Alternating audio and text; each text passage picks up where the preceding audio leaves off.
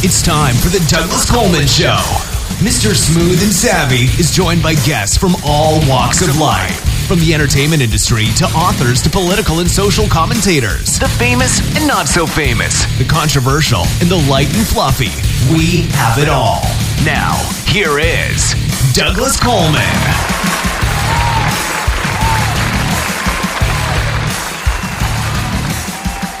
Howdy-ho there. Welcome to the Douglas Coleman Show. It's me, Douglas Coleman.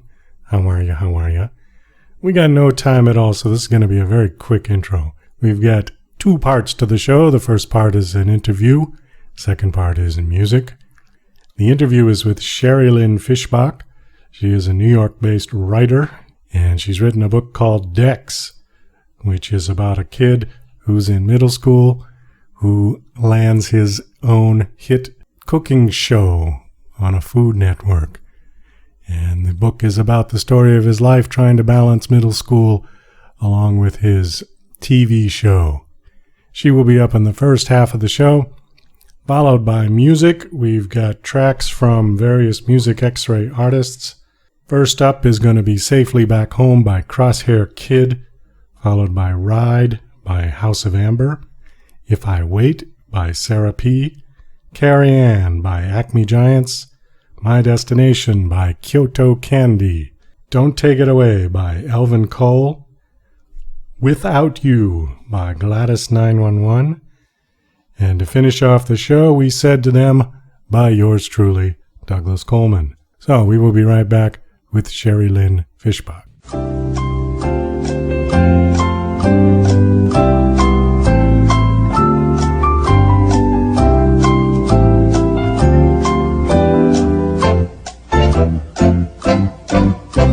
Please welcome to the Douglas Coleman Show, Sheri Lynn Fishbach. How are you, Sheri?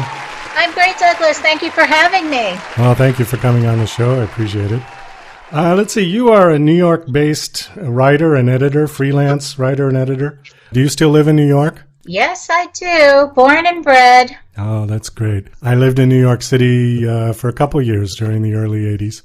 Was studying acting. And I noticed on your bio that you also are a trained actor. Studied Yes. acting, yeah? Yeah. I actually studied the Meisner technique, and so I am a Meisner-trained actress. If you'd like to do a repetition exercise, we can do that. Actually, oddly enough, I'm not familiar with Meisner. Why don't you tell me a little about that? And what is it? Oh, well, it's one of those kind of acting-based theories type things where you get involved in actually being in the moment. So it comes from a very organic place. And so the instructor that I had, we did these things called repetition exercises where we would sit opposite one another, and then he told us what to say, and we would say that one thing, and each would repeat one after the other, the same thing until something would organically change. Like if we suddenly saw that the other person was going to burp, we could say, oh, you're going to burp. And so something that would organically change, and then we would just continue in that vein the entire time until it kind of petered out. The interesting thing about it was that everything came from a very natural place, a very organic place, and so you felt everything viscerally. Actually, it's great in communicating, in just a one-on-one communication with your partner or friends, because a lot of times we don't hear one another, and actually this was very helpful in helping me to determine what I was actually saying to somebody and what they were saying to me. I think I did something similar to that. The in the moment rings a bell, and I think we did some exercises like that where I went. And you're right, it does certainly help in communication with people, because a lot of people have, like they already have the answer before you speak. They know what they're going to say. They already have an opinion drawn up, whatever it is, whatever you're talking about. And they don't listen. Not everybody, but I've run into people like that who just, you can say whatever you want and they will have the answer already in their head no matter what you say. So, to get people like that right in the moment, in the now, clear their mind and listen to what the other person is saying, I think is extremely valuable in human relationships, It sounds like that's how you conduct your show. So I appreciate that because we are in the moment, Douglas. Well, we are in the moment. And thank you. I have been accused of, I suppose accused is not the right word, but I don't keep notes. I don't do a typical kind of an interview. I like to just sort of, like you said, just be in the moment with my guest and see where it goes. And wherever it goes is fine. It doesn't have to be structured question, answer. I find that really boring, and it's something that everyone else does.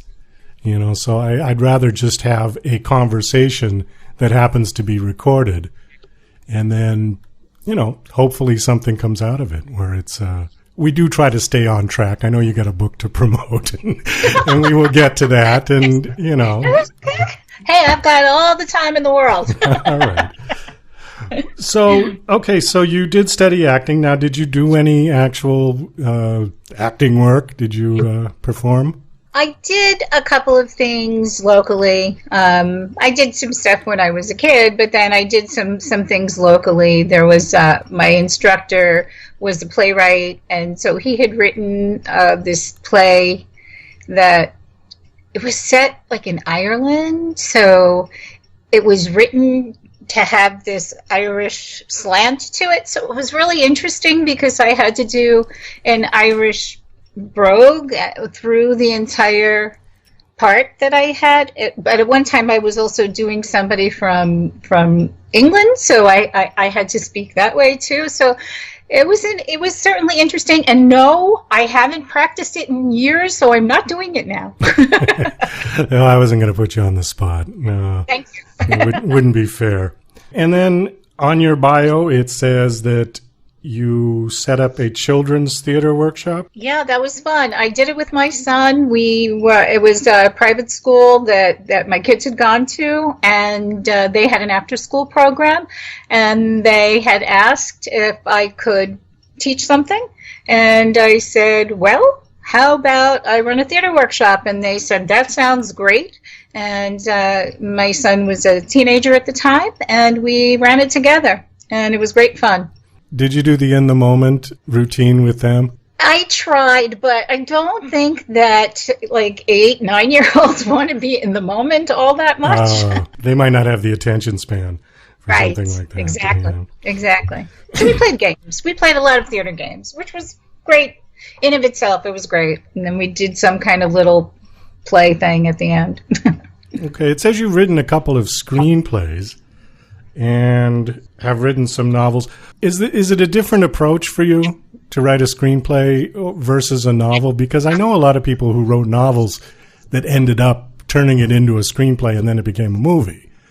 So how do you start out like saying, okay, I'm going to write a screenplay or a novel? Or how do you do that? Well, I am not like most. My mother told me that, and I believe her. So I actually prefer to start with a screenplay because I prefer to write dialogue. I hear dialogue in my head sooner than I see setting and action. So for me, probably because I like to put my words into everybody else's mouth, I start with that. And then once the screenplay is written, it offers me kind of a foundation, almost like an outline for what comes next, which is typically a novel.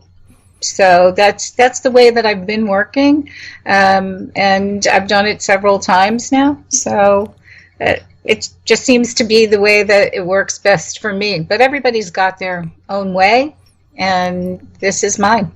Do you find character development easier that way, where you start out with dialogue rather than, background and description and all that? Yeah, I feel my characters. I guess that's really what it comes down to. I feel them first, and when I feel them, I kind of hear them. And so that's why they speak to me, and then I channel them and put them on the page because it's a unique experience. I know other writers have said that the stories often write themselves, and I have to agree because that seems to be the way that it works for me. There are times that I've sat down and I have thought to myself, okay, she's going to do this, this, and that, and then I simply can't write that. She's like, no, she's not going to do that. What's wrong with you? Of course she's not going to do that. And it's like, okay, she won't. Okay. Yeah, so, maybe people would think you sound a little neurotic, but but that's the way it goes. And I live with my characters, and they live with me. So we get to know each other real well. Can you approach it like a 9-to-5 job? Because I know some creative people have difficulty structuring their creativeness, I guess is the way you pronounce that, where especially, well, I'll give you, for example, for me, because I'm a singer-songwriter, and I can't just say, okay, Tuesday morning at 10 o'clock, I'm going to sit down at the piano and write a song. It just doesn't work like that. Something has to spark the juices to start going, and then like you said, then it practically write itself. But can you do that writing? I mean, can you just say, okay, every day I'm going to sit down at the computer and start typing? Or do you need some kind of a kick, some sort of an inspiration to get you going? Honestly, it depends. Because I think that when I was younger, it was a little harder. I have so many poems sitting in drawers and files, many, many poems. And most of the time, those came, much like the acting experience, organically. And those I kind of gave birth to in the moment. But as I've gotten older, I have found that it is possible for me to just sit down and say, okay, now, especially I'm working on my second novel now that's going to be published at the top of the year, thereabouts, and I'm working with an exceptionally wonderful editor, and she sort of leads me really well to where I need to go. And so in the editing process, I could certainly say that, yeah, I could sit down and work on edits for hours, which I've been doing. So it's a little harder when the project is just coming off the ground and just we're in the beginning stages of building something. Then it's a little tougher to make the same kind of commitment, but it's possible. I think I can be a little bit more disciplined at this point in time if it's something that I need to get done. If it's not something that I need to get done, then I just wait for the moment when I need to say it, and then that happens too. I suppose it is similar to music in one sense, because it is kind of a two-step process. Once you get the basic idea, then you have to go to the studio and try to put it together, and that can be the 9-to-5 image, if you will. But getting that first sort of spark for the new song, I tell you, the last two songs I wrote, I got them while I was driving. And it's really inconvenient when you're on the freeway and you get this great idea and you're just like, oh no. I remember years and years ago, long before computers and internet and all that, what we used to do is we used to stop at a payphone if somebody did this. And they would call their own answering machine and sing the song onto the answering machine so that when they got home, it was there and they wouldn't forget it. My daughter is a singer-songwriter as well, and one of her favorite gifts that I bought her was one of those little pocket recorders. Oh, yes. So that she, in the moment, whatever she felt like saying, doing, it was there for her, and it helped. And I think she still uses it. I don't know if she can find tapes anymore, but she still uses it. Well, now, thank God, we all have smartphones with, a voice recorder, so it's very easy to do. True. You can just do it that way. But the concept is the same, you know. What was your first screenplay like? It was called Love Lines, is that correct? Yeah, that's the novel I'm working on now. Okay, tell us a little about it. Well, and to give you an idea of how long these things go on, the first beginnings of the kernel, the idea of Love Lines was probably sometime in, '07. Wow, okay. Yeah, '07. That was when I first had the idea, and I started to try to write it as a novel because I thought that's what you do when you have an idea. You would write a book. And my daughter read the first page or two and said, "Why are you trying to write a novel when you really want to write a screenplay?" And she made me realize, you're right. So I did that. I wrote this screenplay, and I had the idea of having a book within a book, kind of like the Chicken Soup for the Soul series, but I was calling it, and I do call it in my novel, Flowers from the Heart. And it's a similar concept of people submitting different stories about experiences based on whatever the topic is. And so it's my own little love story on top of a career story, on top of the dealings of a single mom in the workforce and dealing with her daughter, who's this sassy little thing, and her mom, who's this critical little thing. and they really kind of are all in it together, and it's shaping up to be an incredible story. I love what this editor is helping me do, and I'm grateful to the people at Red Adept for seeing the beauty of Love Lines. So thank you, Red Adept Publishing. It sounds like you write from your own life experiences. Do you always do that, or do you write sometimes just some fantasy fiction that has nothing to do with you? Actually, a lot of it doesn't have to do with me. It really has to do with my perception of the world and what's going on around me and what's going around in other people's lives. I think we all write what we know, so to some degree there is like autobiographical material, but yes, I'm divorced, and yes, I did date God 3/4 of the free world when I got divorced. But that's a completely different interview. Well, maybe we'll have you back for that one. Right. Somewhere in that statement, you said chicken soup. And I'm going to use that as a segue because you helped produce a Jewish cookbook called No Reservations. Yep.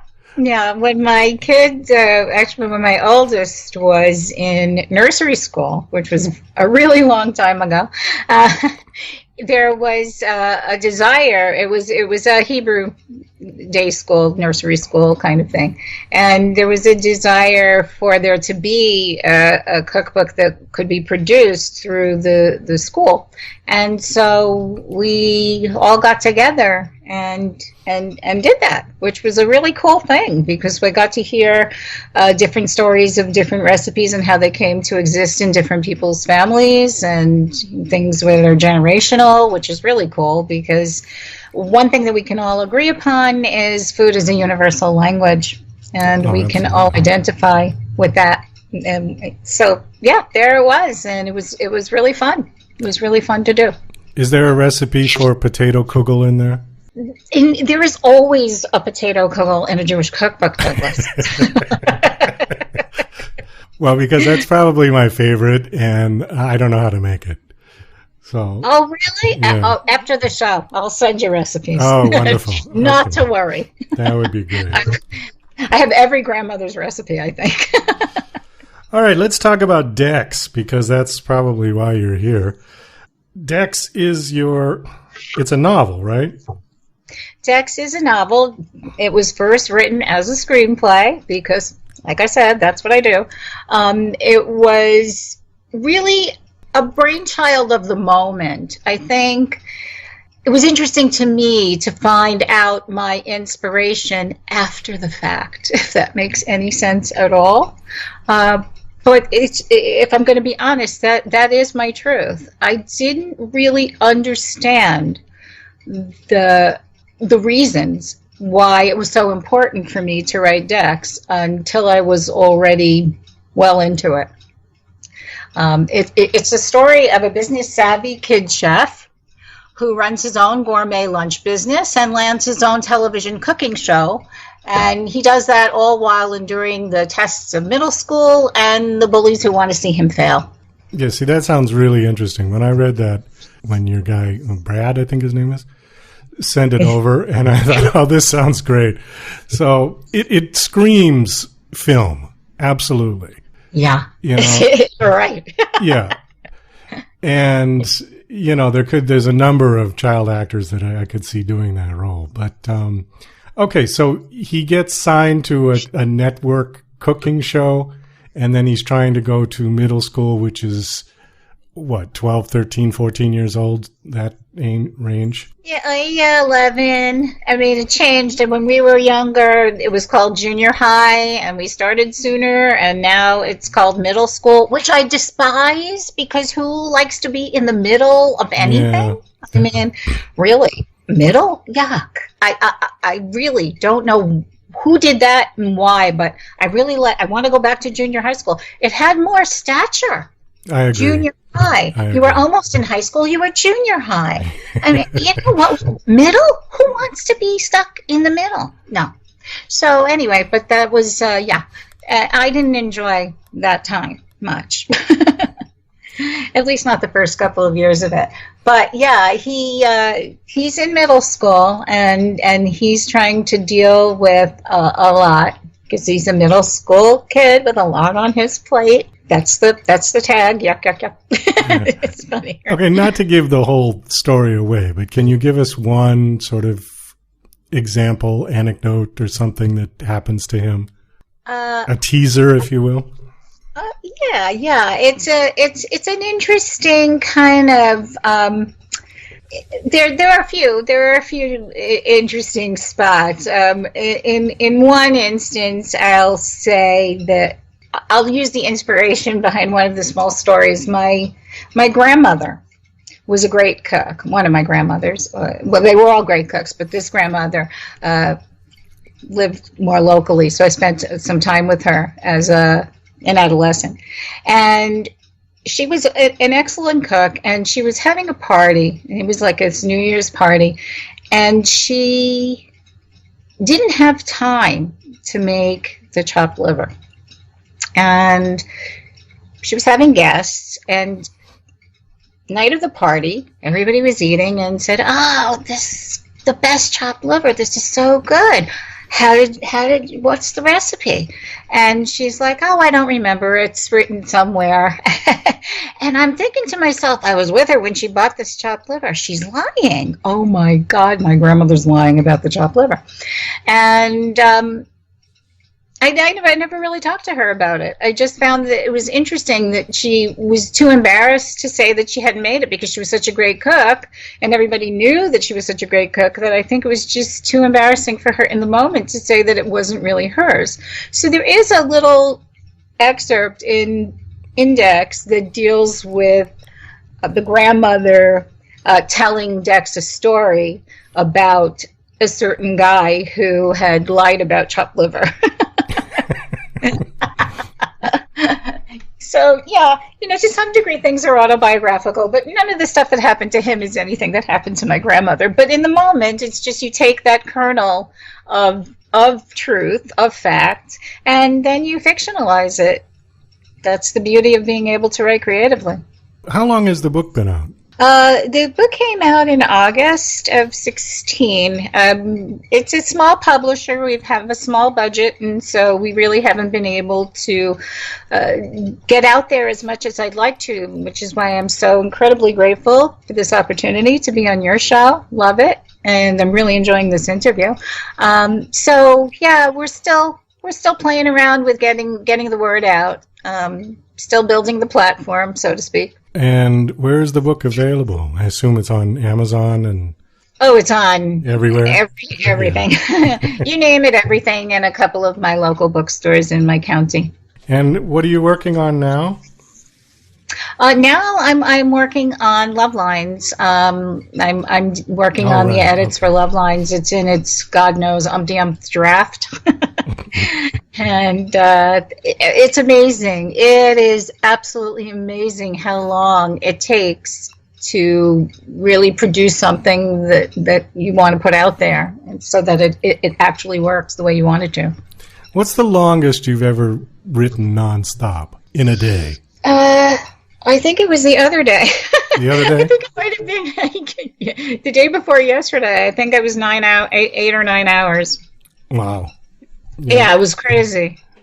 And you were staring at the computer screen for that whole time? Pretty much. Yeah. I didn't take anywhere near as many breaks, and my back was yelling at me later, going, "What's wrong with you, woman? Get up from time to time." But I was so engrossed in what I was doing and so dedicated to the moment, and felt like, oh my God, just get this done. You have to get this chapter done. So, yeah. So that's what I did. Well, Sheri, we got to wrap this up, unfortunately. Your book is called Dex. It is available everywhere. Yeah, and please follow me on Twitter. I always follow back. Follow me on Facebook, on LinkedIn, and you can visit my website at screenlover2.wixsite.com/Sheri. That's screenlover2wixsite.com, Sheri. And I'm all over social media. And so, it would be great to hear from anybody who's listening. And I'd love to come back when Love Lines is out. Talk again. Thank you again for coming on the show. Thanks so much, Douglas. Not Doug, right? Douglas. Thank you so much. Thank you so much for having me. Very, very much appreciated. This was a lot of fun. You're listening to Mr. Smooth and Savvy right here on The Douglas Coleman Show. We'll be right back after these commercial messages.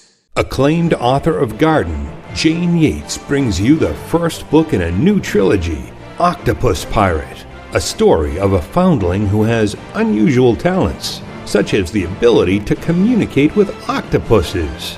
As a baby, he was washed up on an island off the Scottish mainland. An eccentric former nun who lives alone with cats brings him up. He joins a circus and narrowly escapes plots against him. Flees to Cornwall, builds a replica pirate ship that's also an airship to travel back in time to fight real pirates. Get your copy today from Amazon, only 99 cents. Tired of living in a culture of lies, fake news, and alternative facts? The Pro-Truth Pledge reverses the tide of lies by calling on politicians, and everyone else, to commit to truth-oriented behaviors. The pledge asks signees to commit to 12 behaviors that research in behavioral science shows lead to truthfulness, such as clarifying one's opinions and the facts, citing one's sources, and celebrating people who update their beliefs toward the truth. Private citizens who sign the pledge get the benefit of contributing to a more truth-oriented society. Public figures get more substantive rewards for signing the pledge in the form of positive media and public recognition. The pledge crowdsources the truth by asking volunteers to evaluate the statements of public figures who sign the pledge. Take the pledge, demand that your elected representatives do so, and encourage your friends to take it at protruthpledge.org. Hi there, this is Stuart Epps from the UK, record producer, engineer. You might have heard of me. I've worked with artists from Elton John to Led Zeppelin to Bad Company, Twisted Sister, Robbie Williams, Oasis, many, many great bands and artists in the past and the present and hopefully in the future. But you can work with me as well. You know, all you got to do is get in touch with me on eppsmusicproductions.com. That's EPPSproductionsmusic.com. And I can help you with your productions and with your recordings. A lot of people do home recordings now, which you can only take so far. Maybe they need a bit of professional help. So get in touch with me and we can sort it out. And thanks for Douglas Coleman for giving me the spot. Thanks a lot. Cheers, bye.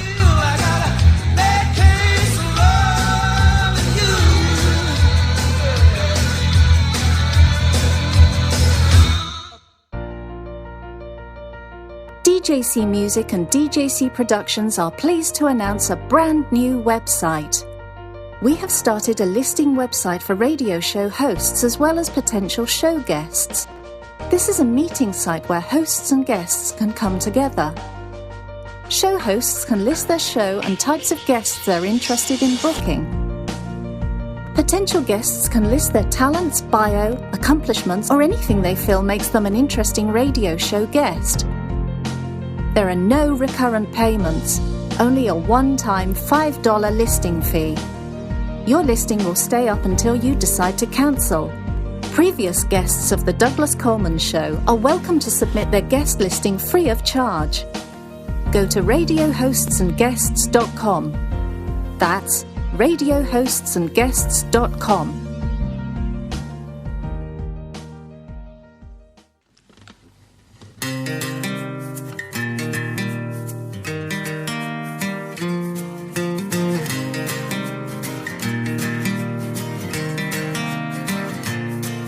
The juice in the air clears my ears and pulls my hair. Crisp the ground beneath my feet. The moon's up in the sky. I say goodnight, she don't reply. She's got places she needs to be. I am safely back home. I am warm beneath my sheets. I am tucked away secure. Ghosts and ghouls can't get my feet. I am fighting off fears and the phantasms in my mind. I am great, I am good, I'm alright, yeah, I'm just fine.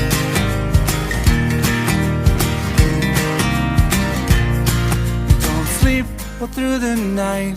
Dawning sunlight is so bright. Paints the walls in my room gold. Let it soak into my skin. Let the joyfulness all in. And through the day let it leak out my soul. I am safely back home. I am warm beneath my sheets. I am tucked away secure. Ghosts and ghouls can't get my feet. I am fighting off the fears and the phantasms in my mind. I am great, I am good, I'm alright, yeah, I'm just fine. Wouldn't it be so lovely just to fall asleep? Put my head down, drift away. But I just toss and turn, think about deeds, think about words. Shake my head in my foolish way. Oh, I am safely back home. I am warm beneath my sheets. I am tucked away secure. Ghosts and ghouls can't get my feet. I am fighting off fears and the phantasms in my mind. I am great, I am good, I'm alright, yeah, I'm just fine. I am safely back home. I'm alright, yeah, I'm just fine. I am tucked away secure. I'm alright, yeah, I'm just fine. I am fighting off fears and the I'm alright, yeah, I'm just fine. I am great, I am good. I'm alright, yeah, I'm just fine.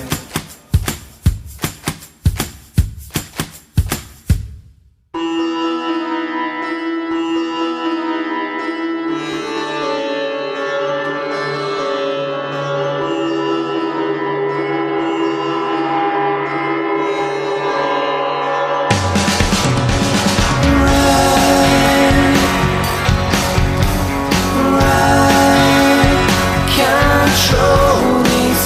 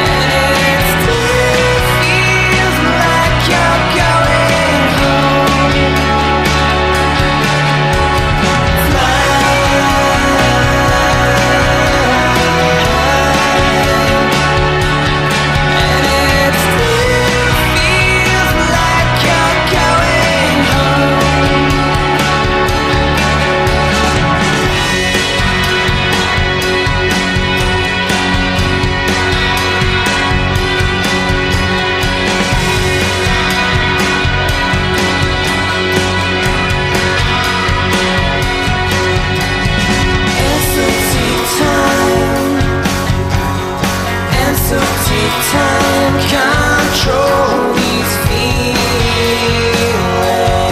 and fly. And take time and control these feelings and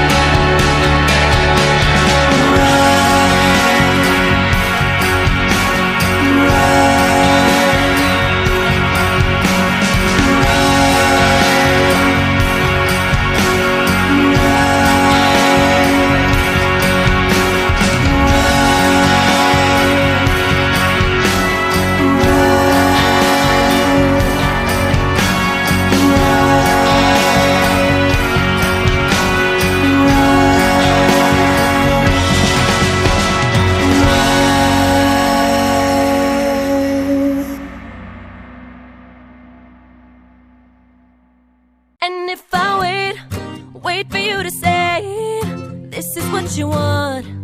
Baby, I'd be waiting on forever, but I don't have the time. Spent it all on you, and what you still can't say. And if I wait, the weather's getting cold, and this ain't what I want. But lately I've been feeling warmer here when I'm alone. 'Cause I ain't got the time. Spent it all on you, and what you still can't say. Each night I'ma sleep a little better, and each day I'll be a little more together. And you and your ego will be alright. It won't keep you awake. I won't be lonely 'cause I'm keeping all the loving that I gave. I'm giving it back to me 'cause I need it more. And I'm sending all of your well wishes out the door. You've done me in this time, and I just can't wait. No, I just can't wait. Yeah, I know I'll be waiting on what ain't gonna come, 'cause it's impossible to give you everything that you want. Yeah, I know it's not the first time that I said I was done, but it's the first time that I'm taking back the loving that I gave.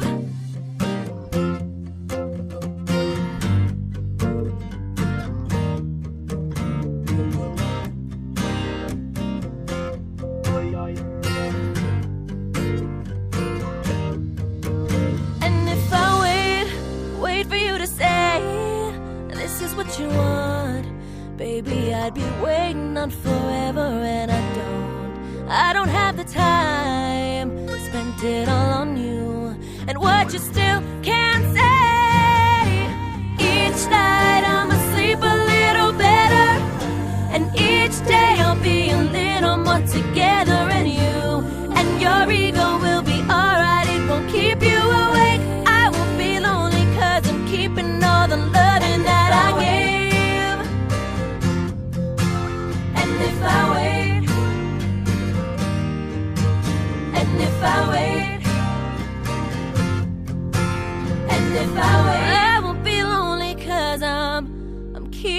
all the loving that I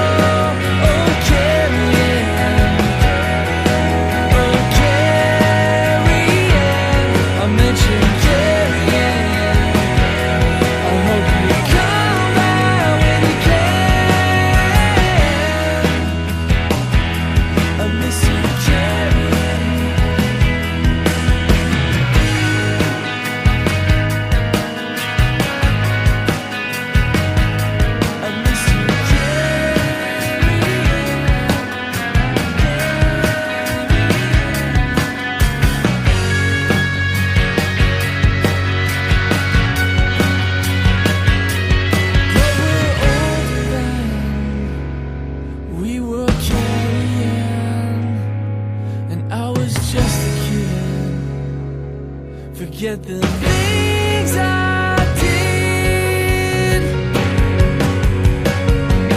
Oh, my Carrie, I hope you come by when you can. Yeah, I miss your smile. I haven't seen you in a while. Oh, Carrie,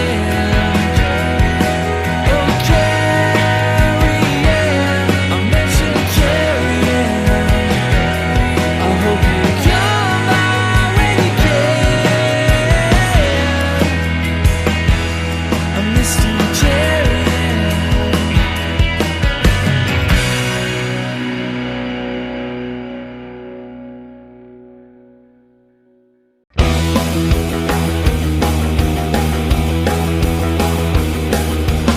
He was leaving on a jet plane, 'cause he couldn't find his own brain. He was making the pilot's head go round. We were looking for a long time. Now that he's gone, I found mine. And what I found, I just can't say. Stop, there's something in my mind. Stop, it's way ahead of time. Gotta make my destination. Gotta make my destination. Gotta make my destination now. Time is precious, where you're standing. Your eyes are most commanding, but your mind is about to break down. There's a vision, I can see there, some sort of magic up in the air. I wonder, should I fly away? Stop, I know you're not too far. Stop, please tell me where you are. Gotta make my destination. Gotta make my destination. Gotta make destination now. Gotta make my destination. Gotta make my destination. Gotta make my destination now. My destination now. My destination now.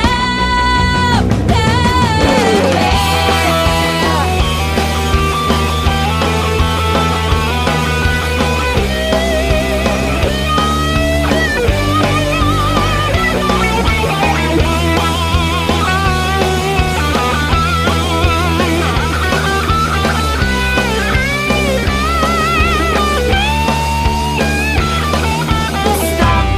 There's something in my mind. Stop. It's way ahead of time. Gotta make my destination. Gotta make my destination. Gotta make my destination now. Gotta make my destination. Gotta make my destination. Gotta make my destination now. My destination is here. I tried so hard to get there. Gotta make my destination now. This dedication of mine is getting strong and will fly. Gotta make my destination now.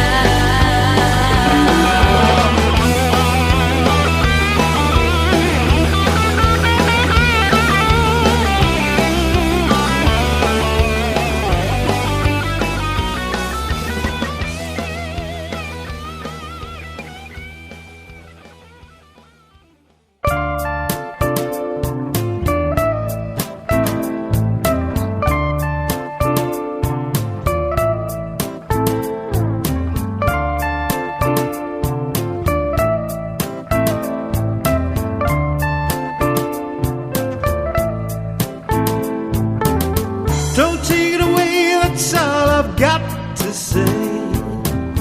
Don't take it away, don't make me cry. Oh, take it away, that's all I've got these days. Don't take it away, don't make me cry.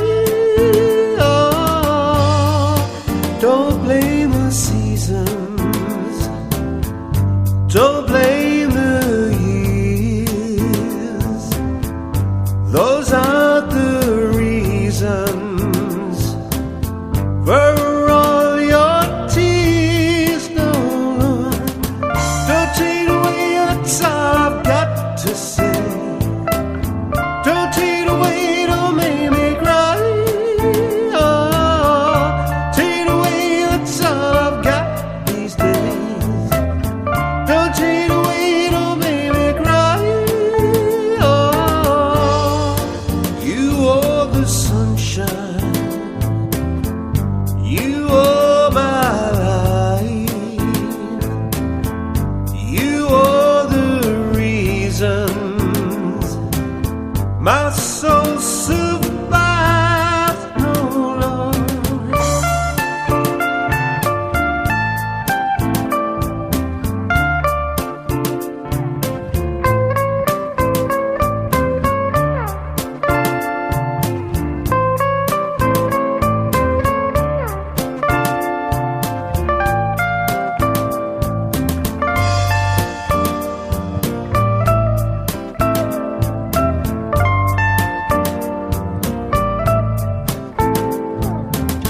Don't take it away, that's all I've got to say. Don't take it away, don't make me cry. Oh, take it away, that's all I've got these days. Don't take it away, don't make me cry. Oh, don't say goodbye. You won't see me cry. If you say goodbye, my heart and soul will die. No, Lord, don't take it away, that's all I've got to say. Don't take it away, don't make me cry. Oh,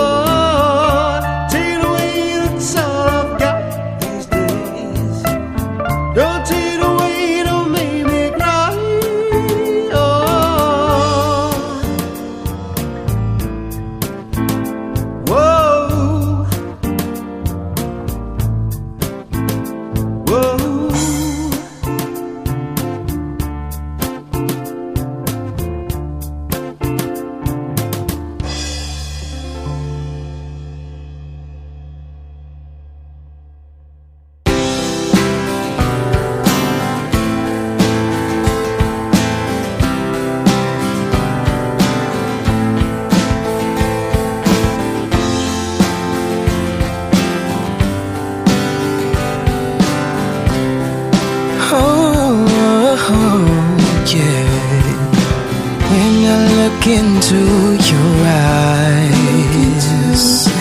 You're the sun that makes me rise. You're the moon that fills my nights. Baby, you make my life complete. Oh, and there's not a soul that can compete. And baby, you're everything that my heart needs. Oh, oh, oh. Baby, you fulfill my dreams. 'Cause I found in you just one life, truly me. Oh, honey, without you I'll be lost in tears. Only having you near eases my fear.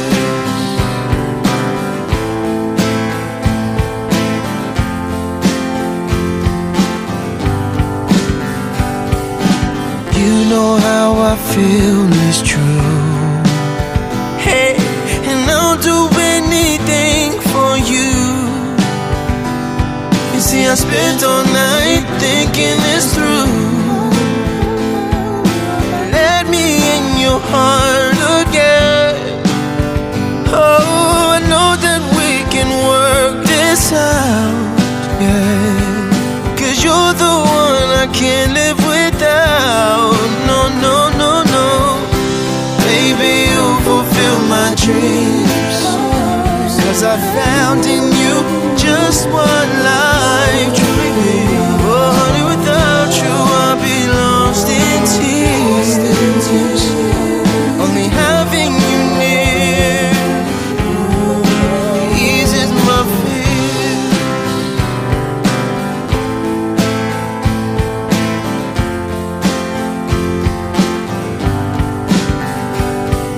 I miss you more and more each day, and I wish that you were here today. Oh, please come back to me and wipe these tears away. Heal this pain I have inside. Whoa, I don't wanna lose you, no, no, no, no, no. I never wanna leave your side, no. Whenever you need someone to talk to, I promise I'll be right here for you. Oh, to comfort and guide you through, yeah. Baby, you fulfill my dreams. 'Cause I found in you just one life, truly me. Oh, honey, without you I'll be lost in tears. Only having you near eases my fear. I said having you near, oh, eases my fear.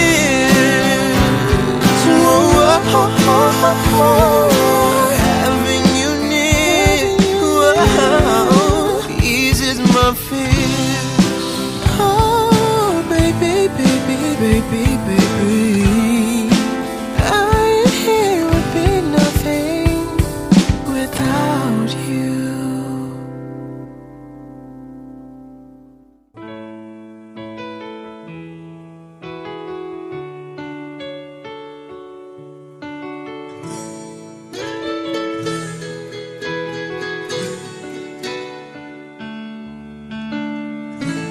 My love for you is all I know how to do. If you go, I won't survive. Oh no. My love for you is real and new. If you go, I'm not alive. Oh no. Oh no. We said to them, we don't have to pretend.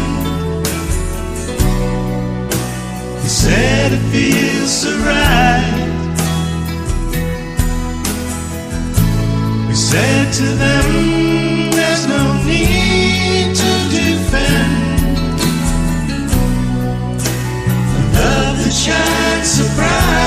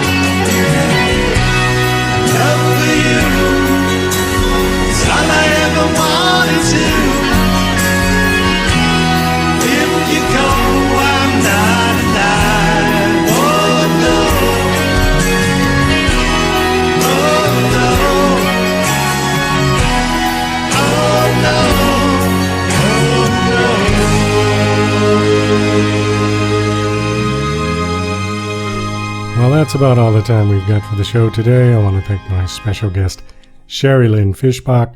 Also, thank you to Crosshair Kid, House of Amber, Sarah P., Acme Giants, Kyoto Candy, Elvin Cole, Gladys 911. This is Douglas Coleman saying I'll see ya when I see ya.